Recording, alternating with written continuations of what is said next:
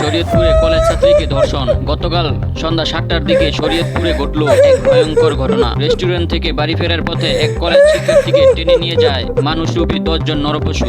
বন বিভাগের ভিতরে সেই মেয়েটিকে গণধর্ষণ করা হয়। বন্ধুরা, তাকে বাড়ি পৌঁছে দিতে বের হয়েছিল, কিন্তু কে জানতো অন্ধকারে লুকিয়ে আছে এমন শয়তানের দল। সবচেয়ে লজ্জার বিষয় হলো জানেন কি, আশেপাশে মানুষ দেখেও কেউ সাহায্য করতে এগিয়ে আসেনি। ভাবুন তো, আজ যদি আপনার বোন হতো, তার আত্মনাদ কি আপনাদের বিবেক কি নাড়া দিত না? আমরা দাবি জানাই শরীয়তপুর প্রশাসন যেন এই নরপশুদের দ্রুত গ্রেফতার করে। সর্বোচ্চ শাস্তি দাবি করছি। যে পুলিশ কর্মকর্তা সাহায্য না করে উল্টো হুমকি দিচ্ছে, তাদেরকেও আইনের আওতায় আনতে হবে। এমন কর্মকর্তাদের দিয়ে দেশের সেবা হয় না। দর্শকের শাস্তি প্রকাশ্য চাই। গত 1 বছরে শত শত দর্শনের ঘটনা, কিন্তু বিচার কোথায়? যতদিন দর্শকদের প্রকাশ্য শাস্তি দেওয়া না হবে, ততদিন এরা থামবে না।